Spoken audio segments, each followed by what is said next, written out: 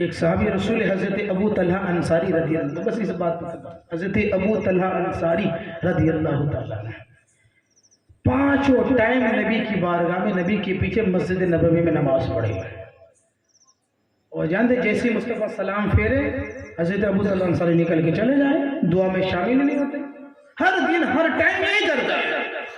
صحابہ نے شکایت کی، یا رسول اللہ ابو طلحہ انصاری کو ہر وقت میں کون سا اتنا بڑا کام آ جاتا ہے کہ دعا میں شامل ہی نہیں ہوتا ہے، نکل کے چلا جاتا ہے۔ سرکار آپ کی حدیث لا یرد القضاء الا الدعاء، دعا سے تقدیر بدل جاتی ہے، دعا مانگا کرو، اور اللہ قرآن میں فرماتا ادعو استجیب لکم، دعا مجھ سے مانگو میں قبول کروں گا، اور یہ تو دعا میں شامل ہی نہیں ہوتا۔ اور سرکار پھر دعا کرنے والے امام الانبیاء ہو تو وہ دعا تو فوراً ہی قبول ہوتی ہے نا۔ سرکار یہ تو رکتا ہی نہیں ہے، ہر نماز کے بعد فوراً بھاگ جاتا ہے، پتہ نہیں کون سا کام رہ جاتا ہے، اس کو لگتا ہے زبردستی مسجد میں آتا ہے۔ تو میرے آقا حضور صلی اللہ علیہ وسلم نے ارشاد فرمایا تم سب کے سب خاموش ہو جاؤ، میں خود پتا کرتا ہوں آخر ابو طلحہ انصاری نماز کے بعد دعا میں شامل کیوں نہیں ہوتا ہے۔ فجر کا ٹائم تھا، فجر پڑھ کر کے ابو طلحہ انصاری دوڑے، میرے آقا حضور صلی اللہ علیہ وسلم اس کے گھر گئے، ابو طلحہ انصاری وہی جملہ، تمہاری زندگی میں تمہارے نصیبہ پر ہماری زندگیاں نسل قربان مصطفیٰ تیرے گھر جا رہے ہیں۔ نبی گئے، جانے کے بعد دیکھا ابو طلحہ انصاری کا دروازہ بند ہے۔ اسلامی طریقہ جو مصطفیٰ بتا رہے وہ یہ، دروازے کے قریب جانے کے بعد مصطفیٰ نے کہا السلام علیکم، آواز نہیں آئی۔ دوسری بار نبی نے سلام کیا السلام علیکم یا اہل البیت، اے گھر والوں تم پر سلامتی نازل ہو، جواب نہیں آیا۔ تیسری بار بھی نبی نے کہا السلام علیکم یا اہل البیت، جواب نہیں آیا۔ میرے آقا چلے گئے، جب میرے آقا جا رہے تھے، واپس جا رہے تھے، جواب آئی نہیں، حالانکہ دروازے کی کنڈی اندر سے بندی باہر سے نہیں، اندر تھے موجود، لیکن نبی کے سلام کا جواب نہیں دیا۔ جب میرے آقا حضور صلی اللہ علیہ وسلم جانے لگے، تھوڑی دیر کے بعد حضرت ابو طلحہ انصاری رضی اللہ تعالیٰ نکل کے آئے، دیکھا نبی جا رہے ہیں، اور صحابی کا عقیدہ تھا یہ کوئی عام نبی یا اور نبی تو نہیں ہے، آدم سے عیسیٰ تک جتنے نبی ان میں سے یہ کوئی نبی تو نہیں ہے، یہ امام الانبیاء ہے، سارے نبیوں کو نبوت ان کے صدقے میں ملی ہے۔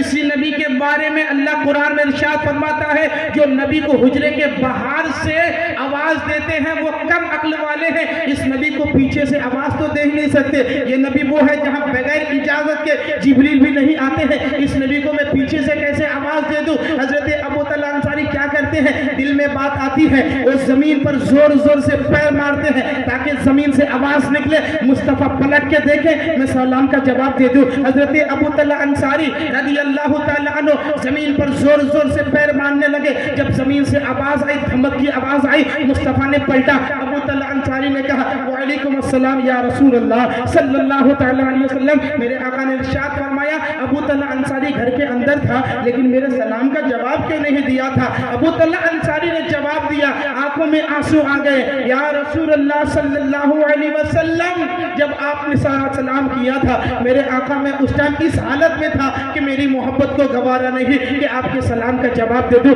آقا نے فرمایا کون سی حالت میں تھا؟ ابھی تو نماز پڑھ کے آیا۔ ابو طلحہ انصاری کہتے حضور جب آپ نے سلام کیا تھا سرکار میں برہنہ جسم تھا، میرے جسم پہ کوئی کپڑا نہیں تھا، میں ننگے ہو کر کے بیٹھا تھا، سرکار یہ جملہ آپ کو سمجھانے کے لیے بولا، برہنہ سمجھ میں نہ آئے اس لیے۔ میرے آقا نے ارشاد فرمایا اچھا برہنہ ہو کر کے کیوں بیٹھے تھے، تیرے شریر میں کپڑا کیوں نہیں تھا؟ ابو طلحہ انصاری سے میرے آقا نے ارشاد فرمایا اچھا یہ بتا کہ تو نماز کے بعد دعا میں شامل کیوں نہیں ہوتا ہے، فوراً کیوں آ جاتا ہے؟ ابو طلحہ انصاری کی آنکھوں میں آنسو آئے، یا رسول اللہ جب سے آپ نے ارشاد فرمایا الصلاۃ مفتاح الجنہ، نماز جنت کی کنجی ہے، سرکار میری ایک بھی نماز قضا نہیں ہوئی ہے، سرکار میں نے آپ کے سلام کا جواب اس لیے نہیں دیا، سرکار جب میں گھر کے اندر بیٹھا تھا میرا ایک ہی لباس ہے، وہی پہن کے مسجد میں جاتا ہوں، جماعت کے ساتھ نماز پڑھتا ہوں، فوراً واپس آ جاتا ہوں، وہی لباس اتار کر کے اپنی بیوی کو دیتا ہوں، میری بیوی پہنتی ہے، تب تک میں ایسے ہی بیٹھا رہتا ہوں، پھر میری بیوی نماز پڑھ لیتی ہے، پھر باہر جانے کی ضرورت ہوتی ہے، سرکار میری بیوی وہ لباس اتار کر کے مجھے دے دیتی ہے میرے آقا، پھر میں وہ لباس پہن کر کے باہر جاتا ہوں، تب تک میری بیوی بغیر کپڑے کے کمرے کے اندر بیٹھی رہتی ہے، سرکار میری محبت کو یہ گوارا نہیں، جس نبی کے تلوے ناز کا بوسہ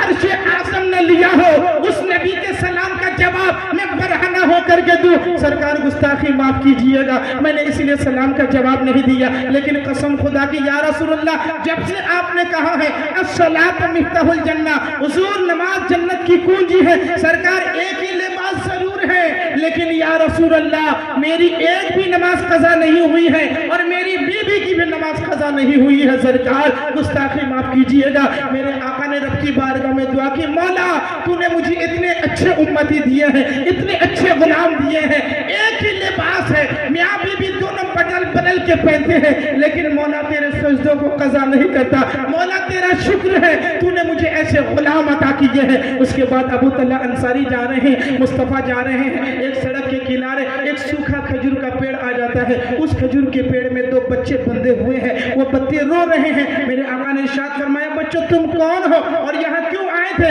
کہا آقا بھوک لگی تھی، بہت زیادہ بھوک ستا رہی تھی تو گھر سے نکل کے آ گئے تھے، یہاں کھجوریں پڑی ہوئی تھی سوکھی، بھوک برداشت نہیں ہو رہی تھی آقا، تو ہم نے اس کھجور کے ٹکڑے کو اٹھا کے کھا لیا، ایک یہودی کا یہ پیڑ ہے، سرکار وہ جب آیا تو ہمیں اس گناہ کی بدولت مجھے باندھ دیا، ہمیں لپیٹ کر کے رکھ دیا، حضور کیا کرے، بھوک تھی اسی لیے آ کر کس کی کھجور کو اٹھا کے کھا لیا۔ میرے آقا نے ارشاد فرمایا کیا تیرے ماں باپ تجھے کھانا نہیں کھلاتے، تجھے روٹی نہیں دیتے، تم کس کے بچے ہو؟ صبح صبح ایک دوسرے کے پیڑ کے نیچے کھجوریں کھانے کے لیے آ گئے ہو، تمہیں کھانا نہیں ملتا گھر میں؟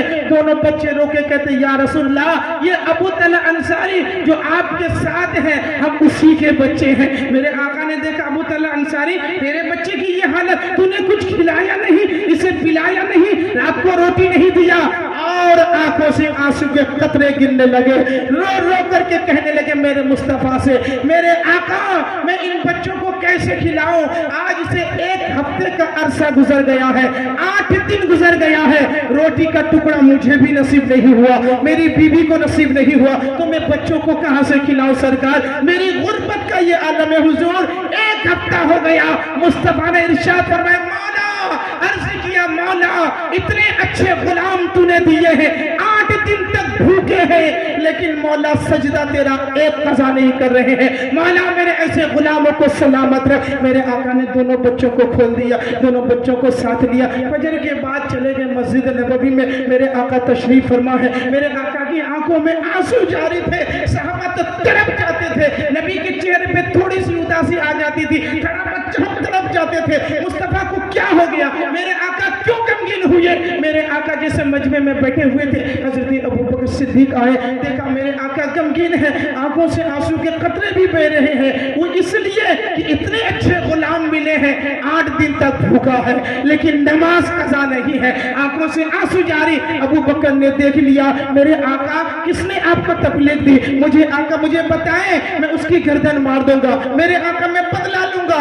میرے آقا نے ارشاد فرمایا ابوبکر بیٹھ جاؤ، حضرت ابوبکر بیٹھ گئے، تھوڑی دیر کے بعد عمر ابن خطاب آ گئے، فاروق اعظم آ گئے، کسی کام سے جا رہے تھے، دیکھا محفل لگی ہے، مصطفیٰ بیٹھے ہیں، چلو نبی کا چہرہ دیکھ کے جاتا ہوں، آیا دیکھا نبی کے چہرے میں آنسو کے قطرات ظاہر تھے۔ فاروق اعظم نے کہا حضور کس نے تکلیف دی؟ ابھی عمر کی سانسیں چل رہی ہے، عمر کی رگوں میں رہو کے قطرات باقی ہے، مصطفیٰ جان قربان کر دوں گا، میرے نبی بتائیں کس نے آپ کو کیا کہا؟ نبی نے کہا عمر تم بھی بیٹھ جاؤ، حضرت عمر بھی بیٹھ گئے، تھوڑی دیر کے بعد حضرت عثمان غنی آ گئے، مصطفیٰ کھڑے ہو گئے، عثمان آ جاؤ مجھے تمہارا انتظار تھا۔ عثمان غنی قریب گئے، میرے آقا کو دیکھ کے کہا حضور آپ غمگین کیوں ہیں، کس نے تکلیف پہنچائی؟ میرے آقا بتائیں۔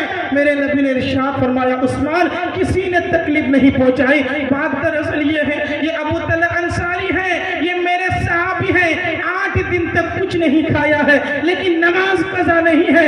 عثمان سن، ان کے دونوں بچے ایک یہودی کے پیڑ کی سوکھی کھجوریں کھا لیا تھا تو انہوں نے باندھ کر کے رکھ دیا تھا، عثمان جا تم سے کہہ رہا ہوں وہ ایک کھجور کا پیڑ خرید کر کے ابو طلحہ انصاری کو دے دے، عثمان اس سوکھے پیڑ کے بدلے میں تجھے جنت کا 10 پیڑ عطا کر دیتا ہوں۔ عثمان غنی نے جیسے ہی سنا کہا آقا میں ابھی جاتا ہوں، صبح صبح تیزی کے ساتھ گئے، کھٹکھٹایا یہودی کا دروازہ کھلا कौन? कहा उस्मान गनी हो। कहा क्यों आया हो? कहा कुछ तिजारत करनी है, कुछ खरीदो फरोख्त करनी है। कहा क्या बताओ? कहा वो जो तुम्हारे सड़क के किनारे सूखे खजूर का पेड़ है ना, वो मैं खरीदना चाहता हूँ। यहूदी कहते हैं मामला बहुत गर्म है, सुबह सुबह आया है, तेवर बदले हुए लगते हैं। यहूदी ने कहा अच्छा आप वो खरीदना चाहते हो? कहा हाँ, लेकिन बताओ क्या कीमत देना, क्या कीमत दोगे? उस्मान गनी ने कहा तुम जो मांगोगे। वो कहता और मौका अच्छा है। उस यहूदी ने कहा ठीक है उस्मान गनी, मैं तो बेचना नहीं चाहता, लेकिन आप लेने आए तो ठीक है। आपके मदीना शरीफ में जो खजूर के बागात हैं,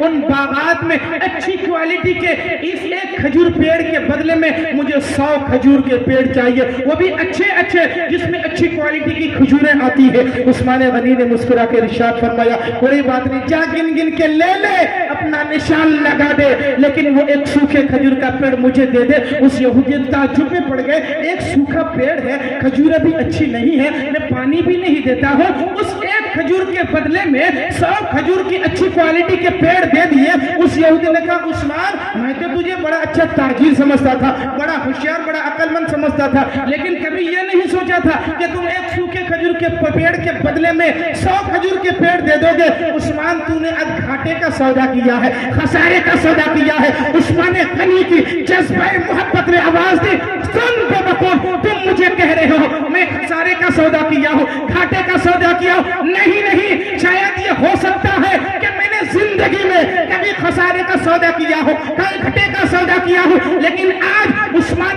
गनी ने जो सौदा किया है ये घाटे का नहीं है, ये खसारे का नहीं है। और सुन ले, उस्मान गनी जब भी तिजारत के लिए जाता है अपनी मर्जी से जाता है, जो चाहता है खरीदता है, जो चाहता है बेचता है, लेकिन आज उस्मान गनी अपनी मर्जी से नहीं आया, नबी की मर्जी से आया है। खसारे का सौदा मैंने नहीं तुमने किया है, तुमने एक के बदले में 100 पेड़ लिए हैं। सुन ले, तूने खसारे का सौदा किया है। तुम क्या समझते हो 100 मांगोगे तो मैं खरीदूंगा? नहीं, तूने कम मांगा है। मेरा तो ईमान व अकीदा है, अगर उस एक सूखे खजूर के बदले में तू मुझे सारी जिंदगी की सारी दौलतें मांग लेता, मेरी जान भी मांग लेता, मैं नबी की बात पर सब कुर्बान कर देता, सब कुर्बान कर देता।